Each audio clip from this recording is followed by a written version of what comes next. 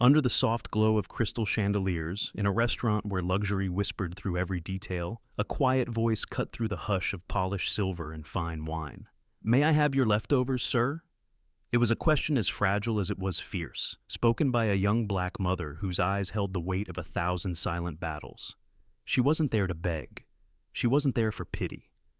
She was there for her child, for the small life she cradled like a fragile flame against the cold. And in that single moment, an act of love hidden beneath the trembling words, something shifted in the heart of the man who had spent a decade trying to forget what it meant to care. This is not a story of charity. It's a story of second chances and quiet redemption, of two hearts learning to trust the warmth of each other's hands, and of the small, sacred miracles that can be found in the softest moments, if only we dare to look. This is the story of Emily, John, and the little boy who brought them together. This is a story about finding home. In the heart of the city, where neon lights bleed into the night like half-forgotten dreams, Le Pavon rose like a cathedral of opulence and whispered secrets. Its doors, tall and carved from mahogany, opened into a realm where every sigh of silk and every flicker of candlelight seemed to echo with the weight of money and memory. Chandeliers shaped like frozen stars hung from the vaulted ceilings, refracting the golden glow of the candles and glimmering like constellations in a velvet sky. Waiters glided between the tables in silent choreography, their movements so precise they seemed to dance, balancing plates of decadent dishes that promised more than just nourishment. They promised power, status, belonging. In the farthest corner of this kingdom of soft laughter and clinking glasses sat John Maxwell, a man whose name was known in every boardroom, and whose face had graced the covers of magazines that worshipped ambition. He was 48, dressed in an impeccably tailored Armani suit, every thread of it a testament to a life of precision and control. A platinum watch caught the flickers of candlelight on his wrist, and yet none of it could conceal the emptiness in his eyes, the haunted hush that had settled in the hollow of his chest. The plate in front of him held a filet mignon, seared to perfection, the aroma rich and tantalizing, but to him, it was as lifeless as the hollow echoes of laughter that drifted from nearby tables. Across from him, the empty chair might as well have been an open wound. 10 years. 10 years since a car crash on a rain-slick road had stolen his wife Lillian and their 3-year-old son Caleb, leaving only the shriek of metal and the finality of silence in its wake. He had spent a decade building walls around that loss, stacking them higher and higher with each new deal, each new acquisition, each new distraction that kept him from hearing the echo of his own grief. He lifted the glass of Bordeaux to his lips, the red liquid catching the light like spilled blood, and for a moment he closed his eyes, trying to remember what it felt like to be alive. The weight of the glass in his hand felt like a relic, a memory of warmth that no longer reached him. He was a man surrounded by the finest things money could buy, and yet every luxury tasted like ash. He was so far away in that quiet, suffocating world of memories and ghosts that he almost didn't hear the voice that broke through it, a soft, trembling whisper that sliced through the hush of Le Pavon like the crack of dawn in a long night. "May I have your leftovers, sir?" The words were so quiet, so unexpected, that at first he wondered if he'd imagined them. But he turned, and there she was, standing beside his table like a specter born of his own loneliness. She was young, no more than 19, he guessed, with skin the color of warm earth, and hair that curled naturally, pulled into a loose, messy bun, with a few strands falling out in tired curls that framed her delicate face. Her eyes, dark, luminous, and impossibly large, held a quiet fierceness that defied the worn coat clinging to her shoulders, the cheap sneakers at her feet that were frayed and soaked in the city's grime. She cradled a baby in her arms, a tiny thing wrapped in a faded blanket that had been washed so many times its color had become a whisper of what it once was. The baby's eyes, wide and full of innocent wonder, were fixed on the plate of mashed potatoes and meat that John had pushed away as if it were already forgotten. Around them, the restaurant held its breath. Conversations faltered, silverware stilled. Somewhere, a waiter took a step forward, his brow furrowing in disapproval. But John lifted a hand, a subtle, imperious gesture that stilled him instantly. His gaze locked on the girl, reading the story written in every line of her weary posture, every protective curl of her arm around the baby. There was no shame in her voice, no practiced performance of desperation, only exhaustion and something else. Something fierce and unbreakable. She was not begging for herself. She was not even asking out of hunger. She was asking for him, for the small, fragile life held against her chest, with all the fierce devotion of a mother who had nothing left to offer but everything she was. In that moment, the world around John seemed to melt away. The music, the clink of glasses, the hushed luxury of Le Pavillon all fading until there was only the flicker of the candle between them and the quiet, steady beat of his heart, waking from a decade-long slumber. He saw not a beggar, not a disruption, but a mother who carried the weight of the world in her arms. And he saw in her something that echoed in the emptiness of his own chest, a glimmer of the love he had lost, the life he had buried in boardrooms and billion-dollar deals. His throat tightened, an ache that was as old as his grief and as sharp as the memory of laughter that no longer echoed in his home. He set the glass of wine down, its ruby glow trembling in the candlelight, and pushed the plate of food gently across the table. "Take it," he said softly, almost to himself, but his voice carried in the hush of the room like a benediction. She did not dive for it, did not devour it with the desperation he might have expected. Instead, she reached into the satchel slung over her shoulder and pulled out a small square of cloth, clean, though fraying at the edges, and wrapped the food with the care of someone preserving treasure, not leftovers. Then she knelt, cradling the baby closer as she fished a small plastic spoon from her coat pocket, and with a tenderness that made John's breath catch in his throat, she blew softly on each spoonful before offering it to the baby's eager mouth. The child cooed, a sound so pure and bright that it pierced the gloom of the restaurant, and John watched, transfixed, as the baby's tiny hands patted his mother's chest in joy. In that instant, something deep and wordless shifted inside him, a spark in the darkness he had carried for so long, and though he did not yet know it, though he could not name it, that single question, "May I have your leftovers, sir?"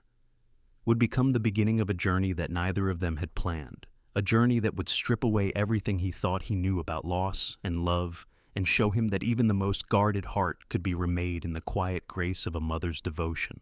John watched her as she finished feeding the baby, each spoonful an act of quiet devotion that spoke more clearly than any words ever could. She never looked up to see who might be watching, never seemed to care that the air around them was thick with judgment, or that the expensive perfume of the wealthy diners had turned sour with disapproval. In her world, there was only the baby and the soft lullaby of her own breath. When she was done, she wrapped the remaining food with the same careful precision, folding the edges of the cloth like a ritual, her hands steady even as her shoulders trembled under the weight of the evening. She adjusted the blanket around the baby, tucking it snugly against his small chest, and rose with a kind of grace that defied the ragged edges of her life. Their eyes met one last time before she turned to leave, a quiet nod passing between them. No thanks, no apology, just an acknowledgement of a moment shared in the hush of candlelight.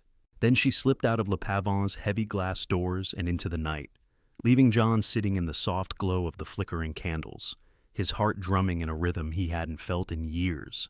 For a long moment, he simply sat there, staring at the empty chair across from him, the echoes of her presence lingering like a ghost in the perfumed air.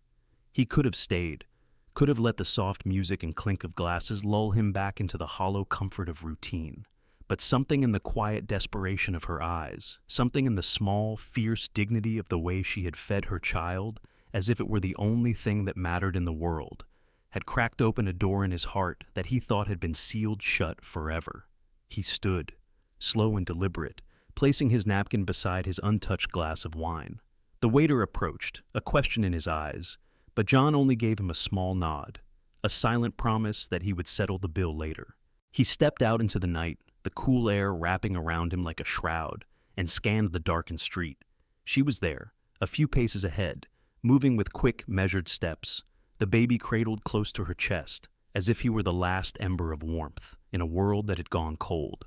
Her hair, a crown of soft curls, glowed faintly under the streetlights, and in that fragile silhouette, he saw both the weight of her burdens and the quiet strength that kept her moving forward.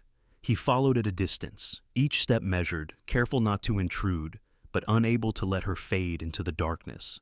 She turned down a narrow alleyway, her footsteps muffled against the cracked pavement, and for a heartbeat, he hesitated, torn between the boundaries of privacy and the pull of something deeper, older than memory. It was not pity that drove him forward. It was something else entirely, something that flickered to life in the spaces where grief had once lived. The alley opened into a crumbling parking lot, flanked by graffiti-streaked walls and the skeletons of old cars that had long since surrendered to rust and time. At the far end, an old Navy sedan sat beneath a flickering streetlight, its paint chipped and windows fogged with the breath of cold nights. She approached it without hesitation, opening the back door with the ease of someone who had done this countless times before. She settled into the back seat, the baby nestled in her arms, and for a moment she simply held him, pressing her lips to his forehead in a silent benediction. John watched from the shadows, the chill of the night creeping beneath his collar, but he did not feel it. All he saw was the way she cradled the child, the way her entire being seemed to fold around him like a prayer. Then her voice rose, soft and trembling, carrying a lullaby into the cold air. "You are my sunshine, my only sunshine." The words wove through the darkness, wrapping around the baby like a warm quilt. His small hands gripped her collar, eyes fluttering as sleep slowly claimed him. The song was so gentle, so heartbreakingly sweet, that John found his own breath catching in his throat, the simple melody pulling at memories he had buried beneath layers of wealth and obligation. For a long time he watched her from that pool of shadow, transfixed by the quiet courage in her every gesture, the unwavering love that shone brighter than the streetlight flickering overhead. And then, as if she could sense him there, she turned her head. Their eyes met, hers wide and wary, but not afraid. "I'm sorry," he said softly, his hands rising in a gesture of peace, the words feeling too small, too simple for the weight of what he felt. I wanted to see if you were all right." She studied him in the half-light, her expression guarded but curious. "You followed me," she said, her voice low, almost a question. "Yes," he admitted. He did not lie, did not offer excuses. "I saw how you fed your son. I've never seen anything like that. I needed to understand." For a moment she was silent, her gaze steady and unflinching. Then she shifted slightly, adjusting the baby in her arms so he could sleep more comfortably, her movements careful, protective. "His name is Noah," she said finally. "I'm Emily." The names hung in the air between them, small threads of connection weaving something fragile and new. "Noah," John repeated, tasting the name like a prayer. "He's beautiful." Emily blinked, and in that instant something shifted in the space between them, a small softening, a crack in the armor she wore like a second skin. "I was studying to be a nurse," she said quietly, her voice steady, without bitterness. "But then I got pregnant. The father disappeared, and my parents, they didn't want to know. It's been just me and Noah since then." Then John's eyes flickered to the car, the worn blanket that served as a mattress, the small pile of baby clothes folded neatly in the corner like precious heirlooms. "I can help," he said, the words tumbling out before he could stop them. "A hotel, food, whatever you need." But Emily raised a hand, her eyes firm. "No," she said, not unkindly. "I'm not asking for money." John blinked, surprised by the quiet strength in her refusal. Then, "What do you want?" For a moment, she looked down at Noah, her fingers stroking the soft curve of his cheek. "Just one day," she whispered. "One day where he's warm and safe and full. That's all I want." Her words struck him harder than any demand ever could, slicing through the careful walls he had spent years building around his heart. In that instant, he understood. She was not a beggar, not a grifter, not a damsel in need of saving. She was a mother, fierce and unwavering, asking only for the smallest mercy for the one person in the world who mattered more than herself. And in the quiet darkness of that parking lot, beneath the flicker of the streetlight and the soft breath of the sleeping baby, John felt something stir inside him, something that had been lost for too long. He took a small step back, his voice low and reverent. "Thank you," he said. Emily's brows furrowed in confusion. "For what?" "For reminding me," he said simply, his throat tight with emotion he hadn't felt in a decade, "that I still have a heart." She said nothing in reply, only shifted Noah closer and resumed her lullaby, her voice a gentle thread of warmth in the cold night. And though she did not smile, though she did not invite him closer, she did not close the door either. And that, somehow, was everything, Dot. The night seemed to hold its breath around them, the hush of the city pressing in on all sides. John lingered in the shadows of the crumbling lot, his breath visible in the cold air, each exhale a swirl of mist that disappeared almost as quickly as it formed. Emily sat in the back seat of the old sedan, her head bent low over Noah as she sang, the gentle cadence of her voice weaving a spell of calm that wrapped around the boy like a blanket. He watched her, feeling the weight of his own solitude settle in his chest, heavier than the winter chill that seeped through the thin fabric of his tailored coat. The quiet intimacy of the moment struck him with a force that left him breathless. It was a tableau of love and sacrifice, so tender and fierce that it carved a hollow in the pit of his stomach. For years, he had surrounded himself with walls, polished marble, gleaming glass, the cold comfort of wealth and prestige. But here, in the glow of a flickering street lamp and the soft melody of a lullaby, he felt those walls begin to crack. He wanted to turn away, to retreat back into the comfort of what he knew. The boardrooms, the endless numbers, the relentless pursuit of more. But he couldn't. Something in him, something long dormant and almost forgotten, had been stirred awake by the simple power of that quiet devotion. Emily shifted slightly, her eyes flicking up to meet his through the cracked window.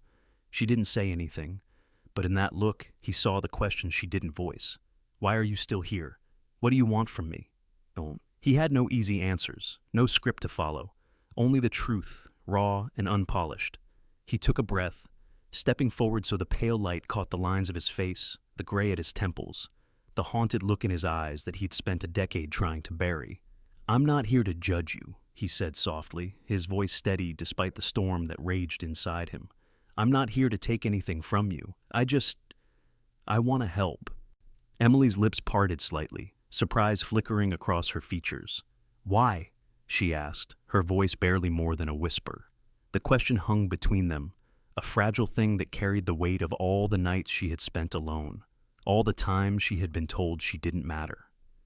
John searched for the right words, but they didn't come. Instead, he spoke from the hollow of his chest, from the place that still remembered what it was to love and lose. Because I see you, he said, his voice thick with emotion. Because you remind me of someone I lost a long time ago. And because no one should have to do this alone. Emily blinked, and for a moment, the mask of guarded strength slipped, revealing the tired girl beneath. The young woman who had fought so hard for so long, she had forgotten what it felt like to be seen, to be offered kindness without a price. She swallowed, looking down at Noah, who had finally drifted into a soft, contented sleep, his tiny hands curled into fists against her chest. You don't have to do this, she murmured, her fingers brushing a curl of hair from her son's forehead. We're used to it. That doesn't mean you should be, John said gently. He took another step closer, the distance between them shrinking until he could see the faint freckles on her cheeks, the way her lashes cast delicate shadows on her skin. Let me help you, Emily. Just one night, a warm bed, a safe place for you and Noah to rest. She hesitated, her lips pressing together in a thin line. He could see the battle in her eyes, the tug of pride and desperation that warred within her. Finally, she exhaled a long, shuddering breath. All right, she said quietly. Just one night. Relief flooded through him, so sudden and fierce that it made his knees weak. He nodded, his heart hammering in his chest as he reached for his phone. I'll call a car, he said. We'll go somewhere safe. Emily didn't move, only watched him with those deep, searching eyes, as if she were trying to decide whether to trust him or not. He felt the weight of that gaze, the silent plea buried in it. Please don't let this be another lie. Within minutes, a black SUV pulled up to the edge of the lot, its headlights cutting through the gloom like twin beacons.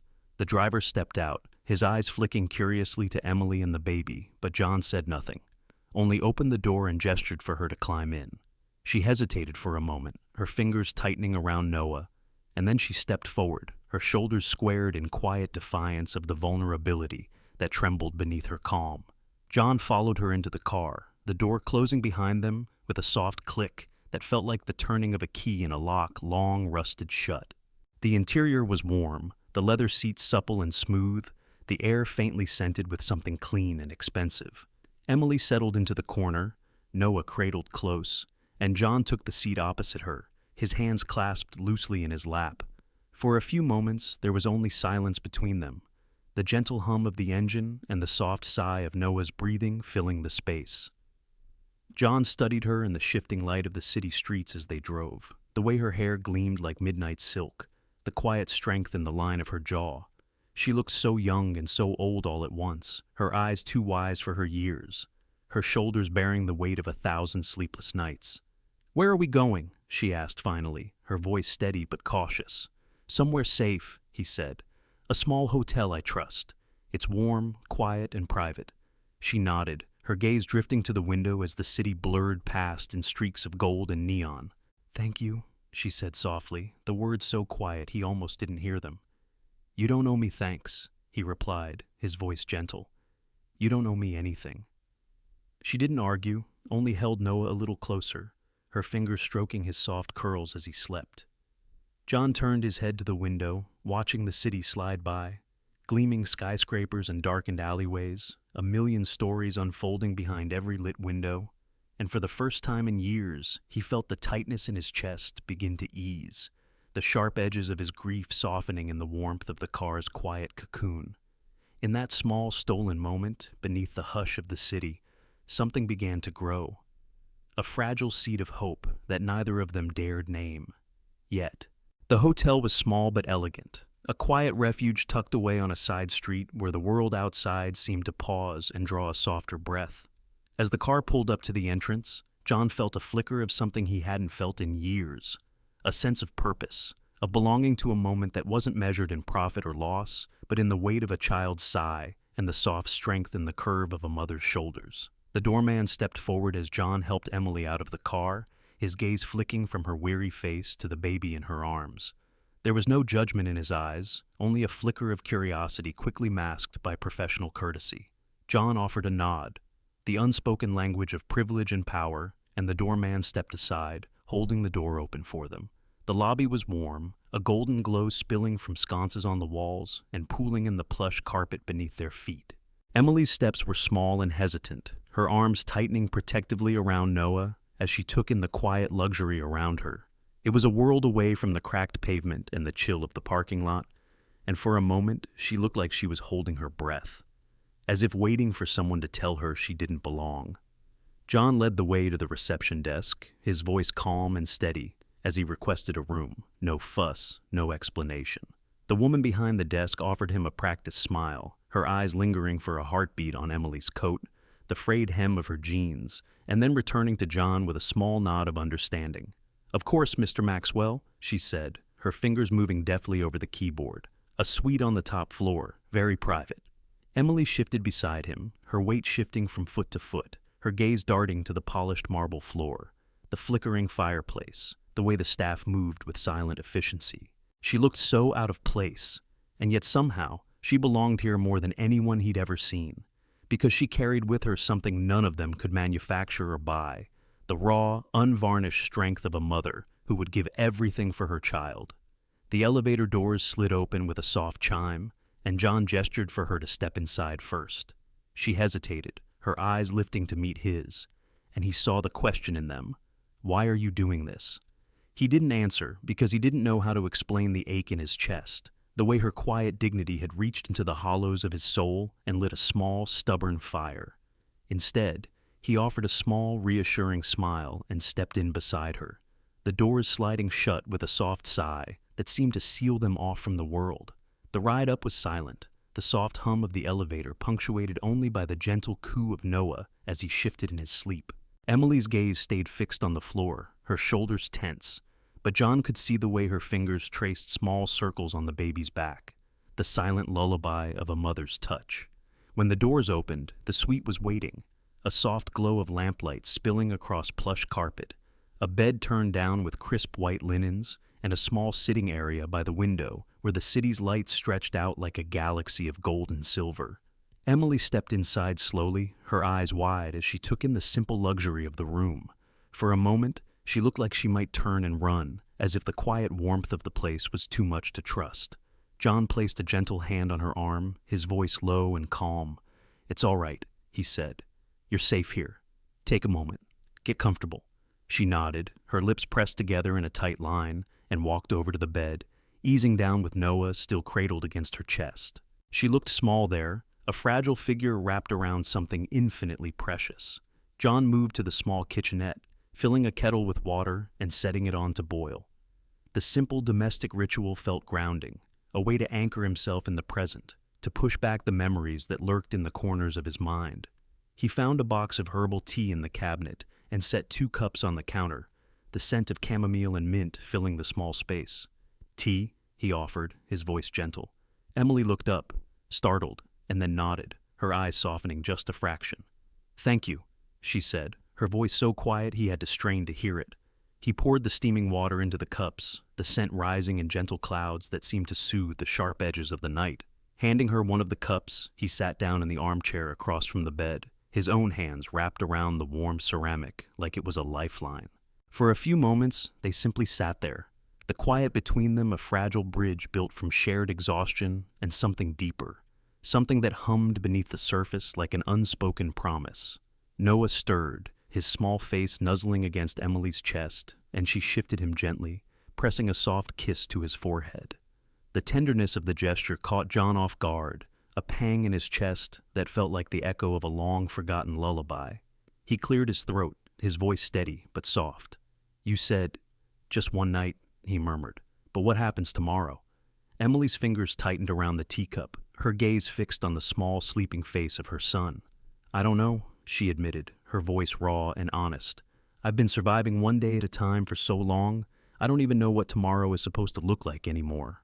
Ed John nodded slowly, his own thoughts drifting to the years he had spent buried in work. Each day a repetition of the last, each breath a careful avoidance of the pain he carried. "Maybe," he said quietly, "tomorrow doesn't have to be like the days before." She looked up at him, her eyes shining in the soft light. "And what if it is?" she asked, her voice trembling just enough to betray the fear she had fought so hard to bury.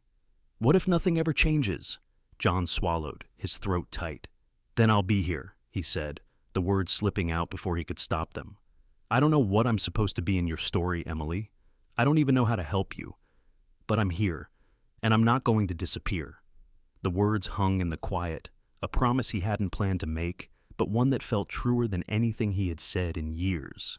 Emily blinked, her lashes glistening with tears she refused to let fall. She looked down at Noah, at the small miracle sleeping in her arms, and then back at John. "Okay," she whispered, a single word that carried the weight of her hope and her fear, her exhaustion, and her quiet, unyielding strength.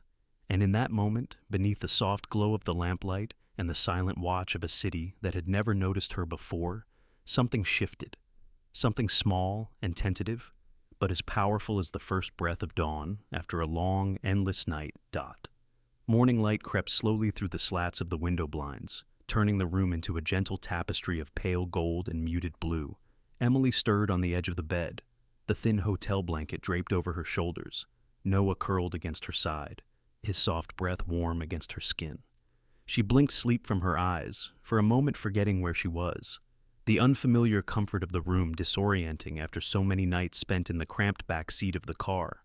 But then she saw the soft folds of the duvet, the faint scent of chamomile lingering in the air, and she remembered last night's quiet kindness, the gentle gravity of John's presence. She turned her head, and there he was, sitting in the armchair by the window, still in the same clothes as the night before.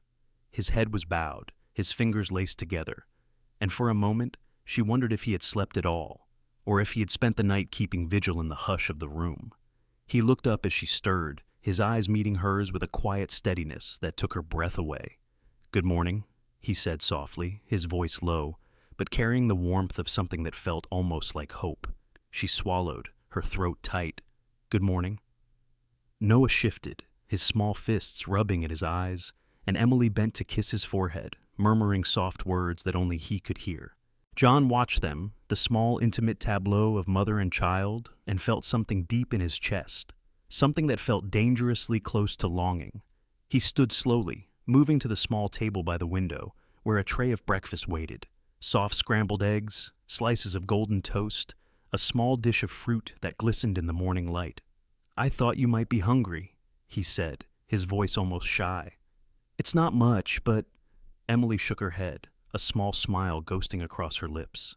"It's more than enough," she said quietly, She shifted Noah into her lap, and John brought the tray to the bed, setting it down carefully. Emily's fingers brushed his for a moment, a fleeting touch that sent a shiver up his spine, though neither of them acknowledged it. She fed Noah first, small bites of soft egg that he accepted eagerly, his eyes bright in the soft morning light. John watched them, the easy rhythm of Emily's movements, the way she seemed to pour all of herself into this simple act of care, and he thought of how long it had been since he had seen such tenderness, how it felt like a kind of prayer in a world that had forgotten how to be gentle. When Noah was full, Emily set the small plate aside and looked at John, her eyes searching his face as if she were trying to see the truth of him beneath the calm exterior. "Why are you doing this?" she asked finally, her voice soft but unflinching. He hesitated, the words caught in the back of his throat. How could he explain the way her quiet courage had struck him like a bolt of lightning, the way it had cracked open something in him that had been buried under years of grief and regret? "Because," he said slowly, choosing each word with care, "no one should have to do this alone. Not you. Not Noah." Her eyes softened, but she said nothing, only shifted Noah into a more comfortable position in her lap. For a moment, they sat in a companionable silence, the soft sounds of the city beyond the window a distant murmur. Then John spoke again, his voice low, almost hesitant. "I know this doesn't fix everything," he said. "One night, one breakfast. It's not enough. But if you'll let me, I'd like to do more. I'd like to help." Emily's shoulders tensed, her fingers tightening around Noah's small body. "I don't want to be someone's charity," she said, her voice quiet but firm. "I'm not looking for handouts." "I know," John said quickly, his own hands rising in a quiet gesture of peace. "I'm not trying to make you feel small, Emily. I want to make sure you and Noah are safe, that you have a chance to breathe." Her eyes searched his, as if she were trying to decide if she could trust him, if his offer was as genuine as it sounded. And after a long moment, she nodded once, a small, almost imperceptible motion, but it felt like the turning of a key in a lock he hadn't even known existed. "All right," she said softly, "for Noah, I'll accept your help." Relief and something dangerously close to joy flooded through him, though he kept his face calm. "Thank you," he said, and he meant it with a gravity that made her look away, her cheeks coloring faintly in the warm light. He rose then, reaching for the phone on the nightstand. "I'll arrange for something more permanent," he said, his voice steady. "A small apartment, something warm and safe, close enough to the city but far enough to feel like a home. It'll be yours for as long as you need it." Emily looked at him, her lips parted in surprise. "You've thought of everything, haven't you?" she asked, her voice tinged with something that might have been wonder or disbelief. "No," he admitted, a wry smile touching his lips. "I haven't, but I'm trying." For a moment she just looked at him, and he wondered what she saw, a stranger in an expensive suit or something more. He didn't know, and he didn't dare to ask. Instead, he turned to Noah, who had begun to babble sleepily, his small fingers reaching for the edge of the blanket. "May I?" John asked, his voice gentle. Emily hesitated, then nodded, carefully shifting Noah into his arms. The weight of the child settled against his chest, warm and solid, and for a moment John closed his eyes, feeling the small heartbeat thrum against his own. He had not held a child since Caleb had not felt the simple, sacred weight of such smallness and possibility. It was overwhelming and healing all at once. Noah looked up at him, his dark eyes wide and curious, and in that gaze John saw not just a child, but a future, a chance to rewrite the story of loss and find something like redemption in the softness of this small, fragile life. "Hello, Noah," he murmured, his voice catching in his throat. "You're safe now, little one. I promise." And in that moment, beneath the soft glow of the morning light and the quiet watch of Emily's steady gaze, John felt something inside him shift, the first gentle steps of a journey he hadn't even known he needed to take. He didn't know what would come next, didn't know if he was enough or if he even deserved this fragile chance at something like family. But he knew, with a clarity that went deeper than words, that he would not let them go. Not now, not ever. Emily watched John hold Noah with a tenderness that both comforted and unsettled her. It was a strange thing, seeing a man she barely knew cradle her son, like he was something fragile and irreplaceable. She had spent so long learning not to rely on anyone, building walls around her heart and her child, convinced that opening the door to another person meant opening it to disappointment and loss. But there was something in John's eyes, a quiet reverence that told her he wasn't there out of pity or guilt. He was there because he saw them, truly saw them, and for a fleeting moment, she let herself believe that might be enough. She set the breakfast tray aside and shifted to sit beside him, close enough to feel the warmth of Noah's small body pressed between them. The baby let out a soft sigh, his tiny fingers curling into John's shirt, and Emily's breath caught in her throat at the simple, instinctive trust of it. "He likes you," she said softly, her voice a mixture of wonder and uncertainty. John looked at her, a small, gentle smile curving his lips. "I like him too," he said. "He reminds me—" His voice trailed off, the words caught in a memory that darkened his eyes. She didn't press, sensing the shadow in his gaze, the way it flickered like a half-forgotten ghost. Instead, she reached out, her fingers brushing lightly against Noah's back, as if to ground them all in the present, in the warmth of the room and the promise of a morning that felt impossibly, beautifully ordinary. "I meant what I said last night," John said after a moment, his voice quiet but certain. "I want to help you, Emily. I don't have all the answers, and I don't expect you to trust me just because I can offer a safe place. But if you'll let me, I'll stand with you." She searched his face, the honesty in his eyes, and something inside her, a small, stubborn seed of hope she had tried so hard to bury, stirred and reached toward him. "I don't want to be a burden," she said, her voice trembling. "I've spent so long feeling like that's all I am." "You're not," John said, the words firm, unyielding. "You're a mother. You're stronger than anyone I've ever met, and you don't have to do it alone anymore." The finality in his tone made her throat tighten, and she looked down at Noah, who was now drifting back to sleep, his breath soft and even. She thought of all the nights she'd spent curled around him in the back seat of the car, singing lullabies into the dark, whispering promises she wasn't sure she could keep. She thought of the way the world had looked at her, a young black woman with a baby and no ring, no support, no safety net. She had learned to expect judgment, to brace herself against every sideways glance, every whispered accusation. But John's voice held none of that, only a quiet reverence, like he understood that everything she did was an act of love, an act of survival. "Thank you," she whispered finally, the words fragile but fierce, "for seeing me, for seeing him." John's fingers brushed Noah's back in a small, soothing motion. "You don't have to thank me," he said softly. "Just let me try." They sat in silence for a while, the city beyond the window slowly coming to life. Car horns blared distantly, the rhythm of the morning commute echoing like a heartbeat in the distance.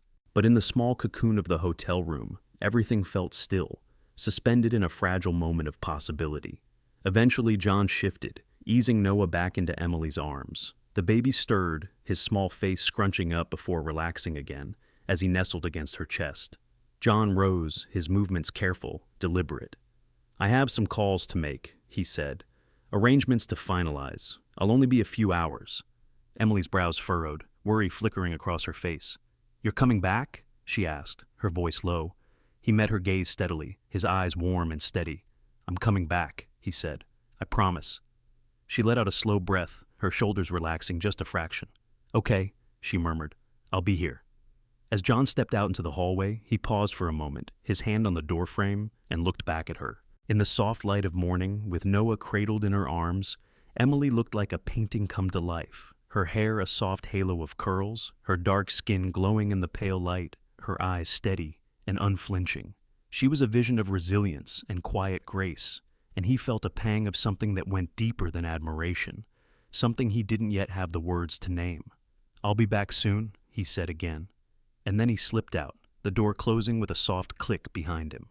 Emily sat there for a long moment, staring at the closed door, her fingers tracing idle patterns on Noah's back. She wanted to believe him, wanted to trust that this wasn't just another promise that would be broken, another kindness that would vanish as soon as the world turned its back. But there was something in John's voice, something in the way he looked at her and her son, that felt different. Like he wasn't just offering help, he was offering himself. And for the first time in a long time, she let herself hope that maybe, just maybe, that was enough. She shifted Noah in her arms, pressing a soft kiss to his forehead, and whispered words she wasn't sure he could understand, but needed to say all the same. "We're going to be okay," she murmured. "I don't know how yet, but we will." Noah sighed in his sleep, a small, contented sound that made her heart swell. She looked around the room, the small touches of comfort that felt like an impossible luxury, and she let herself breathe, really breathe, for the first time in months. Outside, the city roared and hummed and moved on, but in that quiet hotel room, a new chapter was beginning, one built not from survival alone, but from the slow, tender work of hope and trust. And though she didn't know what the future would bring, she knew this much. She wasn't alone anymore, and that, for now, was enough. John stepped out of the hotel and into the brisk morning air, the city alive with the hum of engines and the chatter of early commuters. For the first time in a long while, he felt every breath in his chest, the cold air sharpening his senses, as if the night's conversation had woken something in him that had long been dormant. As he walked to his car, he let his mind drift back to Emily, her calm strength, the fierce tenderness in her eyes whenever she looked at Noah. She was so young, yet her spirit carried a gravity that felt older than years, forged in the fires of survival and sacrifice. He had spent so long surrounded by boardrooms and bottom lines, by people who measured worth in figures and status symbols, and here she was, measuring worth in the steady beat of her son's heart and the promise of a single warm night.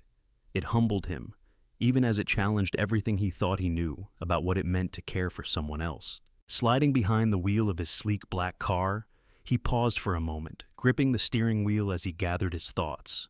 He had meant what he said to her. He didn't have all the answers. He didn't know how to fix the wounds that life had carved into her spirit, or how to erase the ache of the nights spent alone in the back seat of that car. But he could offer her something real, a chance, a foothold in a world that had never been kind, and he could offer Noah something more than he had been given: safety, warmth, a chance to be a child without the weight of the world on his shoulders. As he drove, he called his assistant, his voice calm and steady despite the storm of thoughts swirling in his chest. "I need an apartment," he said simply. "Not just a place to stay, a home. Furnished, comfortable, and safe. Somewhere close enough that I can be there in minutes if I'm needed." His assistant's voice was brisk, efficient. "Of course, Mr. Maxwell. I'll start looking immediately." John ended the call and let out a slow breath, his fingers tapping lightly against the steering wheel. He wasn't sure when he had made the decision. Maybe it had been the moment he saw Emily's eyes across the table at Le Pavant, or maybe it had been the soft, instinctive trust in Noah's small hands as they reached for him. Either way, the choice felt inevitable now, a path he had been meant to walk all along. He spent the next few hours weaving between meetings and phone calls, his mind only half on the words he spoke, the numbers he approved. In the quiet spaces between, he found himself thinking of Emily, of the way her shoulders had relaxed just a fraction when he promised to come back, of the way her voice had trembled when she spoke of the life she had left behind. He thought of Noah's small, warm weight in his arms, the way the child had looked at him with those wide, unguarded eyes. By midday, he had found the perfect place, a small apartment on the edge of the city where the buildings gave way to tree-lined streets and quiet parks. It wasn't grand or ostentatious, but it was warm, sunlit, and filled with small touches of comfort. Soft throws folded over the back of the couch, a rocking chair by the window, a kitchen with a table just big enough for 2 plates and a high chair. He stood in the empty living room for a moment, imagining Emily there, her soft laughter filling the space as Noah crawled across the carpet, his small hands reaching for the world. He saw the promise of something simple and extraordinary in that vision: a family, not born of blood, but of choice, of trust. He left instructions with the building manager and drove back to the hotel, the city unfolding around him in bursts of color and movement. His heart beat steady in his chest, each thump a quiet promise that he wasn't doing this out of pity or guilt, but because it felt like the most honest thing he had done in years. When he returned, he found Emily sitting by the window, Noah asleep in her arms. The morning light caught in her curls, turning them to a halo of soft bronze, and he paused for a moment in the doorway, just watching her. She looked up when she felt his eyes on her, her lips parting in a small, uncertain smile. "You're back," she said softly, and he heard the relief in her voice, the quiet thread of hope that ran beneath it. "I said I would be," he replied gently, moving to sit across from her. For a moment, they simply sat there in the soft hush of the room, the weight of the city beyond the window falling away. Then he told her about the apartment, described the soft blue walls, the sun that poured through the windows in the morning, the little park just down the street where Noah could play one day. Her eyes shone with something he hadn't seen before, a light that flickered bright and fleeting across her face. "It sounds beautiful," she whispered, her fingers tracing small circles on Noah's back, as if to anchor herself in the moment. "It's yours," he said simply, "for as long as you need it. No conditions, no expectations." She blinked rapidly, tears gathering in her eyes, but she didn't let them fall. "Why are you doing this?" she asked again, her voice cracking with the weight of everything she'd carried for so long. He looked at her, his own eyes soft. "Because I can," he said. "Because I want to, and because I think you and Noah deserve a chance to start again." She didn't say anything, only looked down at her son, her shoulders shaking just slightly as she pressed a kiss to the crown of his head. And in that quiet, fragile moment, John knew he had done the right thing. He couldn't change the past. He couldn't erase the scars that life had etched into her soul. But he could stand beside her as she found her own way forward, and maybe, just maybe, together they could build something that felt like home, something that would last. The transition from the hotel to the apartment happened quietly, almost like the slow unfurling of a new chapter. John returned later that afternoon with a simple plan: help Emily gather what few things she had, just 2 small duffel bags and Noah's faded blanket, and then drive them to the small, sunlit apartment that waited on the edge of the city. As they left the hotel, Emily paused at the doorway, looking back one last time at the room that had been their sanctuary for a single night. It wasn't much, a fleeting haven in the middle of chaos, but it had been warm and safe. And it had been the place where, for the first time in months, she had let herself hope. She looked at John, her eyes meeting his steadily, and he offered her a small, encouraging nod. "Ready?" he asked softly. She drew in a breath, tightening her hold on Noah. "I think so," she said. And she meant it. The drive was quiet, the city slipping by in a blur of muted gold and dusky blue. Emily sat in the passenger seat, her hands folded protectively in her lap, Noah sleeping peacefully in his car seat in the back. John glanced at her now and then, catching the way her fingers traced small, invisible patterns on her knees, the way her eyes flickered with a mixture of nerves and something that looked dangerously close to wonder. When they reached the building, John stepped out first, offering her a steady hand as she climbed from the car. The building manager greeted them with a polite smile, his tone warm and welcoming as he handed over the keys. Emily held them in her hand, the cold metal pressing into her palm like a promise she didn't yet know how to trust. "It's yours now," John said softly. "A place for you and Noah. A place to breathe." She nodded, her throat tight, and followed him up the stairs. The apartment was small but bright, the afternoon sun spilling through the wide windows and pooling in soft puddles of light on the pale wooden floors. The walls were painted a soothing shade of blue-gray, and in the living room, a small sofa sat beneath a framed print of a quiet forest scene. In the corner, a rocking chair waited by the window, and the air smelled faintly of fresh paint and clean linen. Emily stepped inside slowly, her eyes wide as she took it all in. She set Noah down gently on the couch, his small body curling instinctively into the soft cushions, and walked the length of the room with slow, careful steps. Her fingers trailed over the edge of the counter, the smooth wood of the rocking chair, the warm ceramic of the kitchen tiles. "It's beautiful," she whispered, her voice a soft exhale of breath. "It's more than I ever thought I'd have." John stood by the door, watching her with a quiet reverence. "It's yours," he said again, his voice steady. "No one can take it from you." She turned to face him, her eyes bright with unshed tears. "Why are you doing this, John?" she asked, her voice trembling. "Why me?" He took a step closer, his expression open and unguarded. "Because when I saw you that night, in that restaurant, I saw someone who deserved a chance," he said simply. "Not because you asked for it, but because you never did, because you fought for your son, for his smile, for his warmth, even when the world turned its back. And because I think I needed to remember what it means to care about something real." Emily blinked, the tears spilling over now, tracing warm paths down her cheeks. She wiped them away quickly, shaking her head as if to deny the vulnerability of it, but he only stepped closer, his hand lifting slowly to rest on her shoulder. You don't have to hide that here, he said softly. You don't have to be strong every moment. She let out a small, shuddering breath, and then she nodded. Okay, she whispered. Okay. They spent the rest of the afternoon settling in. John helped her carry the bags up from the car, each trip a small but significant act of quiet care. Emily unpacked slowly, folding Noah's clothes into the drawers of the small dresser, arranging the few things she owned with a deliberate tenderness that spoke of both hope and caution. John stayed close, but not intrusive, moving around the apartment with a quiet respect for the space she was building. When they were done, Noah woke from his nap, his small face flushed with sleep, and Emily scooped him up, pressing a soft kiss to his warm cheek. She carried him through the apartment, showing him each room like a tour guide in a kingdom of possibility. This is our new home, she murmured to him, her voice soft and wonderstruck. Our new beginning. John watched them from the doorway, his heart a tight, aching knot in his chest. He didn't know what this was, this quiet, growing thing between them, but he knew it was real. He knew it was worth every risk, every uncertain step. That evening, as the sky turned from gold to deep indigo, Emily made a simple dinner in the small kitchen, just pasta and a jar of sauce, but she moved through the motions with a grace that made it feel like a feast.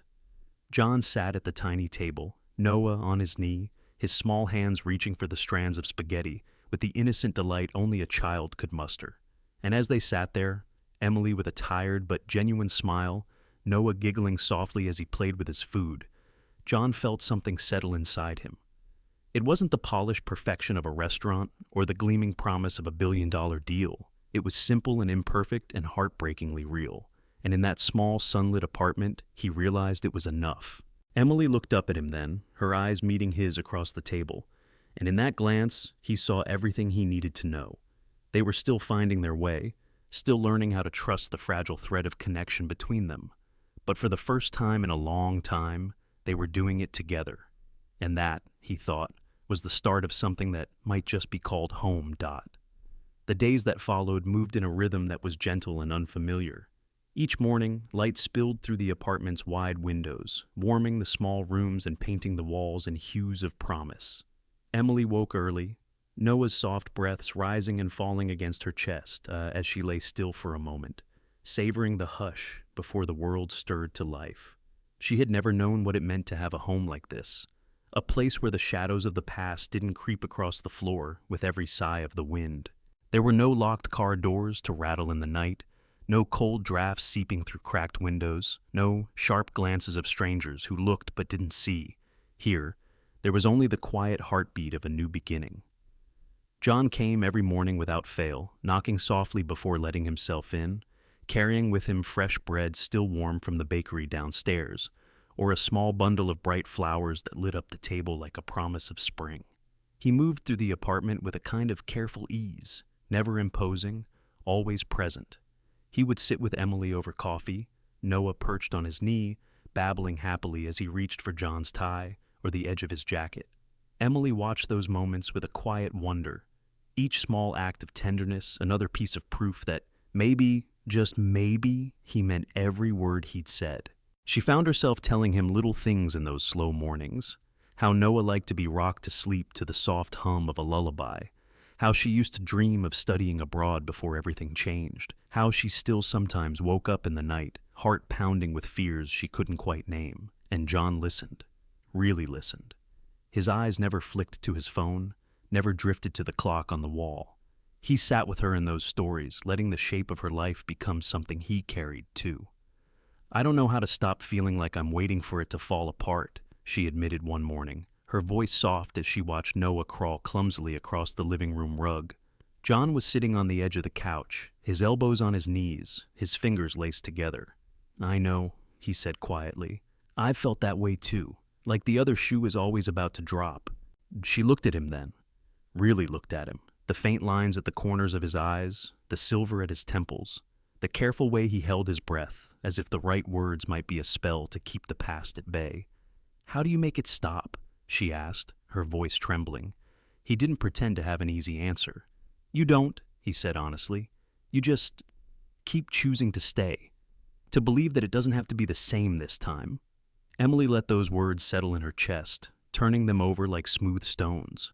She didn't know if she could ever be as certain as he sounded, but she wanted to try. That was the difference. She wanted to try. One afternoon, she took him for a walk around the small park that lay just beyond the apartment building. It was a crisp day, the sky a bright, endless blue overhead. Noah toddled ahead of them, his small hands reaching for every dandelion and fallen leaf, his laughter echoing across the quiet grass. Emily watched him, her eyes bright, a soft smile playing at the corners of her lips. "He's never had this before," she said softly, her voice low enough that only John could hear. "A place to run, to feel safe." "He does now," John said, his voice steady. She looked up at him, her expression unreadable. "Why does that matter to you so much?" He took a breath, feeling the weight of the truth that had been slowly growing in him. "Because I see you, Emily," he said simply. "And because I lost someone once, someone I loved more than anything. I couldn't save them. But maybe I can help you. Maybe that's enough." She was quiet for a long time, her gaze drifting back to Noah, who was now plucking small wildflowers from the grass and holding them out to the sky like tiny trophies. "I don't know if I can ever repay you," she whispered. "I'm not asking for that," he said. "I'm just here, if that's enough for you." They walked on in silence, the gentle rustle of leaves beneath their feet the only sound between them. Emily's hand brushed against his as they walked, a small, accidental touch that sent a quiet thrill through him. She didn't pull away. That night, after Noah was asleep in his small bed, Emily stood by the window, her hands wrapped around a mug of tea. John sat on the couch, watching her, the soft lamplight turning her curls into a halo of warm bronze. "You're not just helping me," she said after a moment, her voice calm but certain. "You're becoming a part of this, of us." He nodded slowly. "I know," he said, "and I'm not going anywhere." She turned to look at him, and there was something in her eyes, a flicker of vulnerability, yes, but also something fiercer, more certain.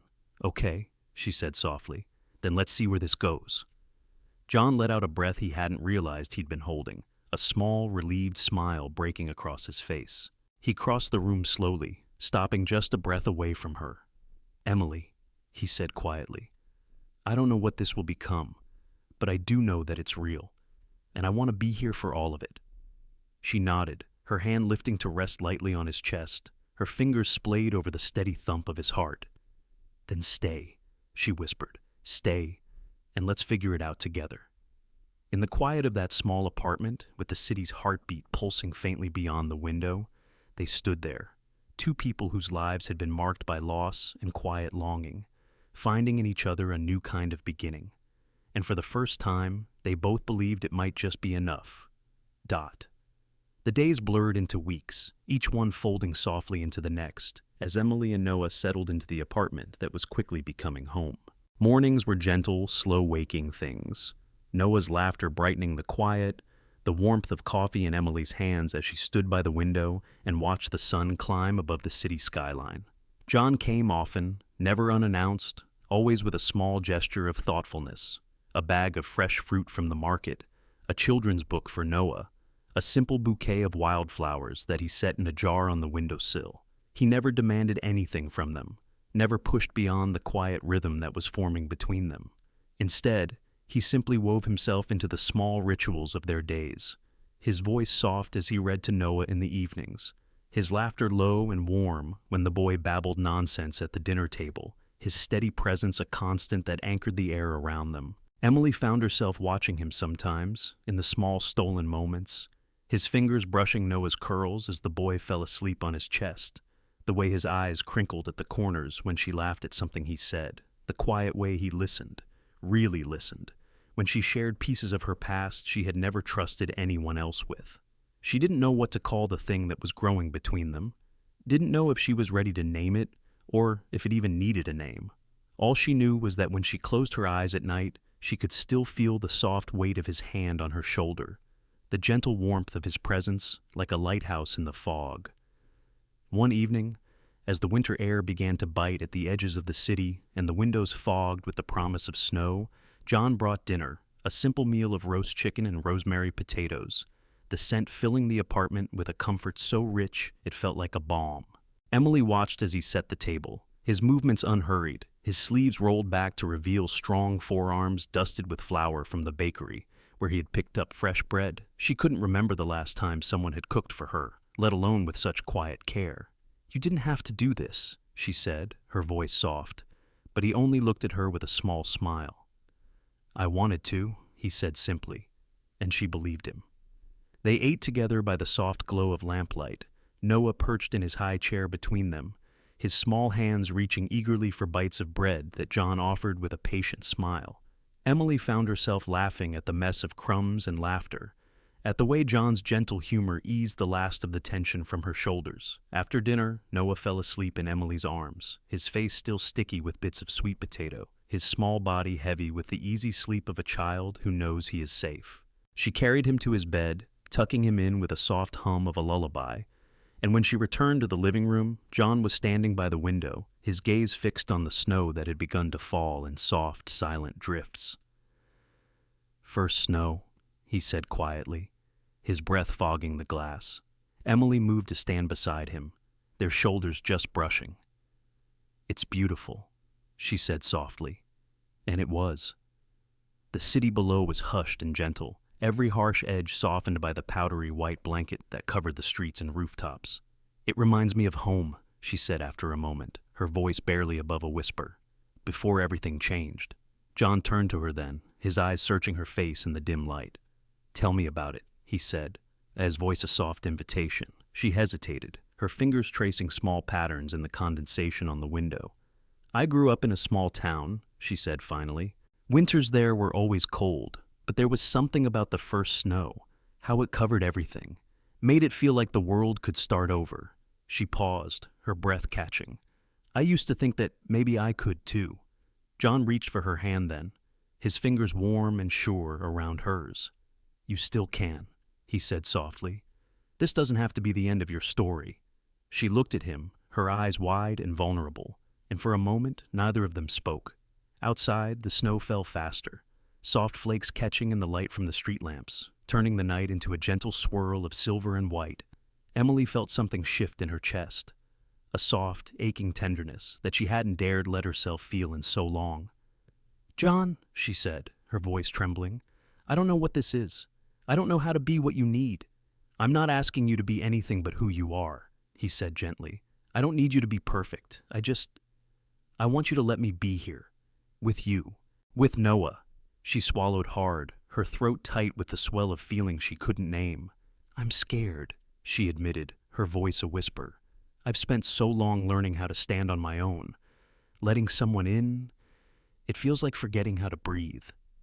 "Then let me help you remember," he said, his thumb brushing softly over her knuckles. "Let me stand with you." And in that quiet moment, with the snow falling softly outside and the warmth of his hand around hers, Emily let herself believe it was possible. She leaned her head against his shoulder, her eyes closing as she drew in a slow, shuddering breath. For a long while, they stood there together in the hush of the night, two people who had known too much loss and still found a way to hope.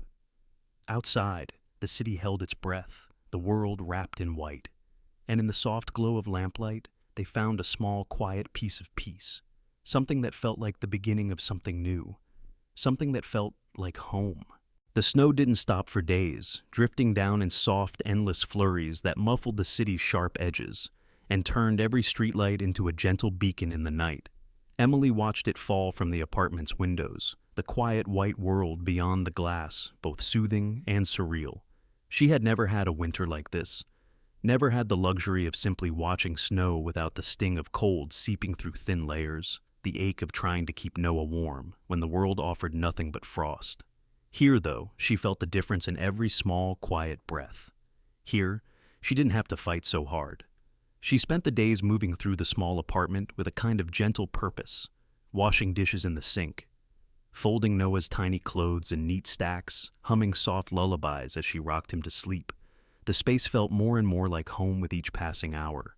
She hung a small string of lights around the window, their glow turning the room into something soft and welcoming, a small constellation of warmth in the midst of winter's hush. And every evening John came. Sometimes he brought fresh bread or a small carton of cream for the coffee he knew she liked. Other times he came empty-handed, but he always brought something intangible, a quiet steadiness that made the air easier to breathe. They fell into a rhythm without even meaning to, sharing quiet dinners in the soft glow of lamplight, Noah's laughter bubbling up around them like music. John learned how to read Noah's babbles and sighs, how to soothe him when he woke crying in the night, and Emily learned how to let him in, a little at a time, each small trust offered like a fragile gift. One night, as the wind howled softly beyond the windows and the apartment glowed with the gentle hush of candlelight, Emily found herself sitting at the small kitchen table, a cup of tea cradled in her hands.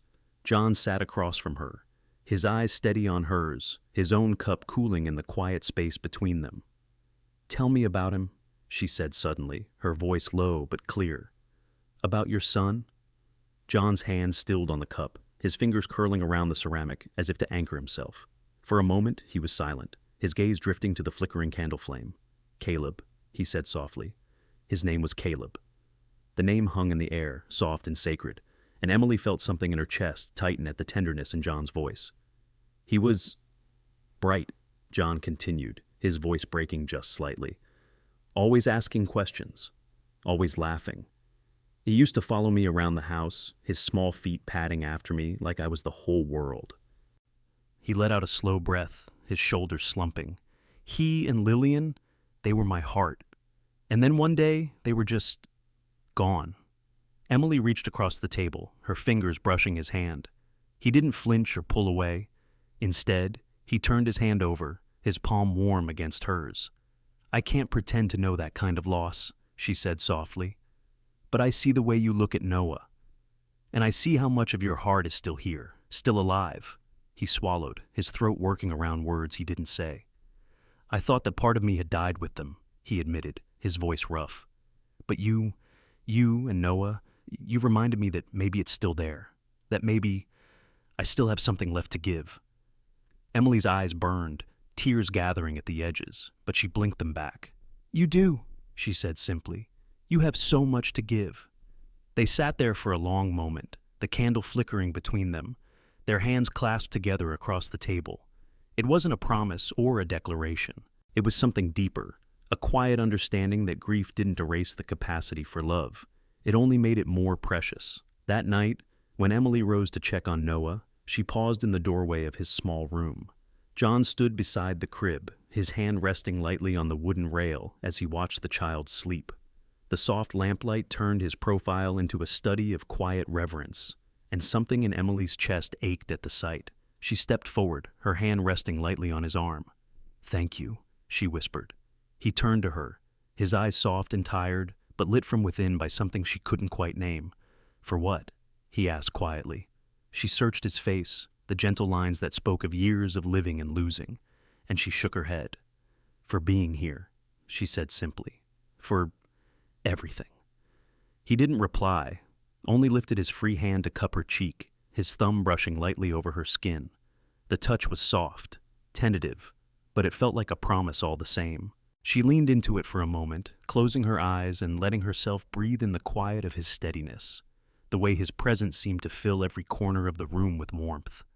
They stood there like that for a long time, the hush of the apartment wrapping around them like a soft blanket. When she finally pulled back, there was a question in her eyes, but she didn't speak it aloud. She didn't have to.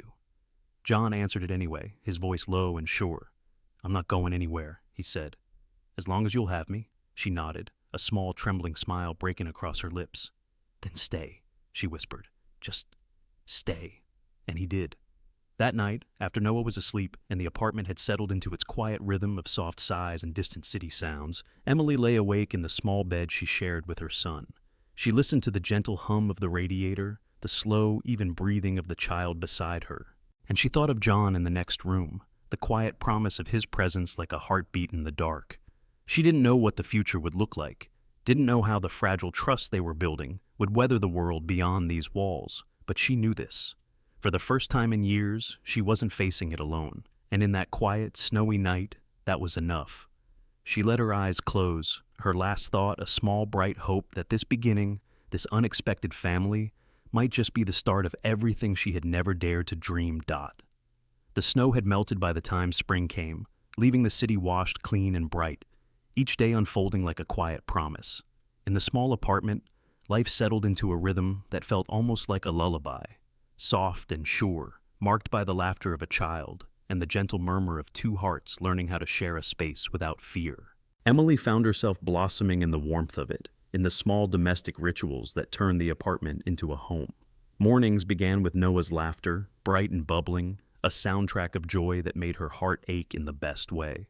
She would make coffee while John sat on the floor with Noah, his deep voice weaving stories that turned the tiny living room into a kingdom of adventure.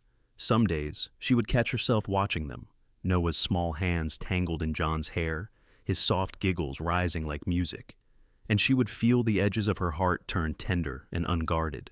She was still learning how to let him in, still learning how to trust that this wasn't just another kindness that would vanish in the dawn. But John never rushed her. He never asked for more than she could give. He was simply there, steady and sure, his presence a quiet constant that filled the apartment with the soft glow of something like safety. In the evenings, they would sit on the small balcony and watch the sun sink behind the skyline, the city turning gold and rose in the fading light. Emily would curl her knees to her chest, her fingers wrapped around a mug of tea, and John would lean against the railing beside her, his eyes soft in the gentle hush of twilight. Sometimes they talked about their days, about Noah, about the small dreams that had begun to take root in the quiet of the life they were building. Other times, they simply sat in the comfortable silence of two people who no longer needed to fill every pause with words. One evening, as the first green leaves unfurled on the trees and the air smelled faintly of rain, John turned to her, his voice low and careful in the soft dusk. "Emily," he said, and she looked at him, her breath catching at the way her name sounded in his mouth, like a promise, like a prayer. "I know I can't change what brought us here," he said softly. "I can't erase the past or take away the weight you've carried, but I want you to know I'm not going anywhere. I want to be here, with you, with Noah, for as long as you'll let me." She swallowed, her throat tight with the gentle ache of the words. "I'm scared," she admitted, her voice trembling. "I don't know how to do this. I've spent so long learning how to survive. I don't know how to let myself hope." He reached for her hand then, his fingers warm and sure around hers. "Then let me hope for both of us," he said softly. "Let me stand here beside you until you're ready to believe that this life we're building is real." And in that moment, something in her finally gave way, not the strength she had clung to for so long, but the fear that had kept her from trusting it. She let out a small, shuddering breath and nodded, her fingers curling around his. "Okay," she whispered. "Okay."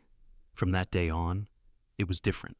Not perfect, nothing ever was, but real in a way that felt truer than anything she had ever known.